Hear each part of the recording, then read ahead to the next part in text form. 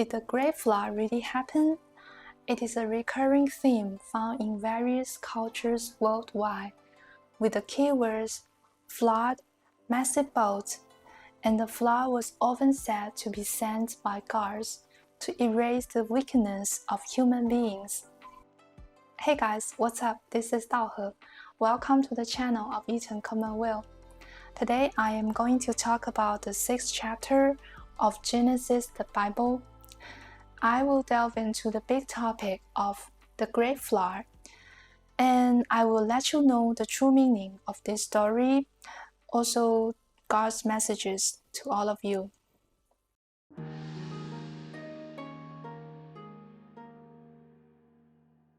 So back to our question, did it really happen?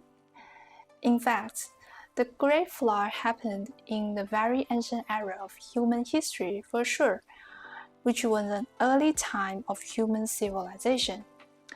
6th chapter of Genesis, the Bible. The Lord saw that the wickedness of man was great in the earth, and that every intention of the thoughts of his heart was only evil continually. And the Lord regretted that he had made man on the earth, and it grieved him to his heart. So the Lord said, I will blot out man, whom I have created from the face of the land, man and animals and creeping things, and birds of the heavens, for I am sorry that I have made them. Also in this chapter, now the earth was corrupt in God's sight, and the earth was filled with violence. And God saw the earth, and behold, it was corrupt, for all flesh had corrupted their way on the earth. And God said to Noah, I have determined to make an end of all flesh, for the earth is filled with violence through them. Behold, I will destroy them with the earth. Make yourself an ark of gopher wood. To summarize, God was saddened by the corruption of human beings, and he decided to send a devastating flood to the earth. This is the reason why he decided to destroy the earth. I want to reveal one fact here, that is, the Great Flood was a new beginning for human civilization. It was also a start, or you might call it a restart for the whole world. Why? Here's the thing. Every universe needs to constantly evolve to better form. And this evolution is led by the life form from different worlds in the universe. So the reason why there was a flood was very obvious, because the previous life in the world was unable to pose a positive influence on the development of the world.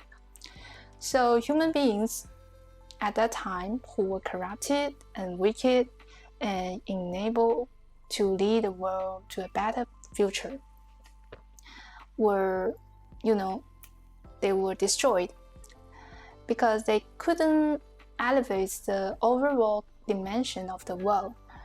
And in order for good change to happen, the world had to step in and reset the life form. Resetting life is a common thing for worlds, and as I mentioned before, it was also the beginning of many civilizations in different worlds. And you may understand that it is also a common thing in all the universe, because there is life everywhere. And an interesting fact is, Noah wasn't just a person. He actually represented a whole tribe at that time, a tribe which was generally faithful and kind. That tribe was selected and protected during the Great Flood and continued to live and thrive on the earth. They were the ancestors of today's human beings. Another interesting thing is, the story was told in various areas of the world and in different languages, different cultures, as well as different religions. It was a story widely popular and believed in the history.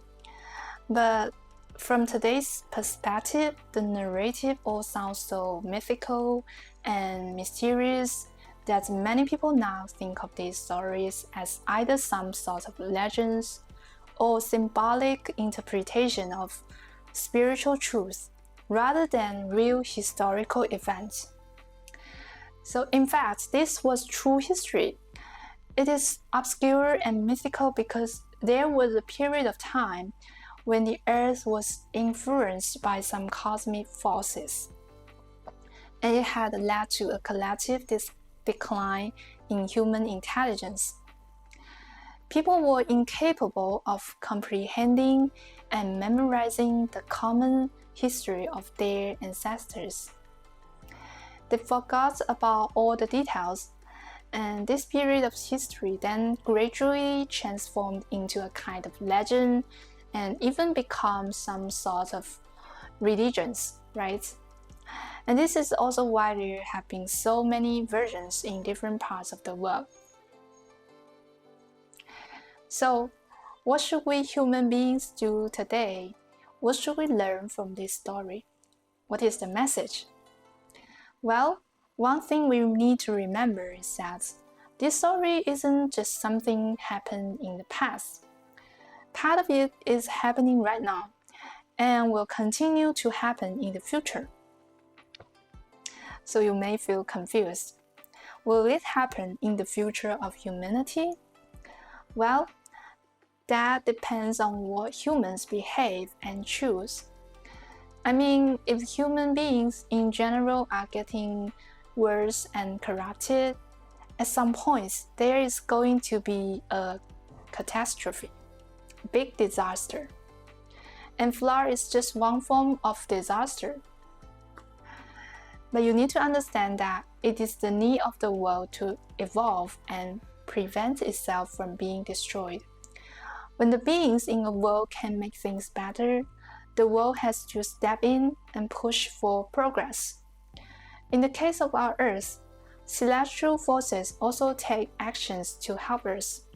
They have sent messengers to spread the righteous ideas and help people discover the righteous path to take, which is what we are doing now.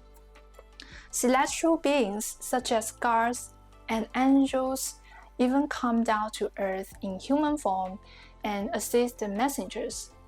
They also play the role in balancing the bad karma of human beings so that the dimension can be elevated. However, if we can't get our act together and upgrade ourselves, things will get worse for sure. The entire world will start to decay and punishments follows. For example, some nations might be completely wiped out of human history because they fail to help the progress. And that is a time called Great Judgment in the future. Many religions have predicted about that. And you may wonder, what should we do? What should we do to contribute to the evolution of the world? How can we make it a better place? Well, God has already told us the answers in His preaching. Jesus has already told us. So be faithful, have a real faith, okay? And really understand God's preaching and do the right thing. Try to love each other, help each other. Don't be selfish. These are all the things we should do. Alright, so these are some of the important lessons we learned from this story of the Great Flood. If you have any questions, please feel free to ask on the comments. Thank God for inspiring me. May God bless all of you. And see you next time.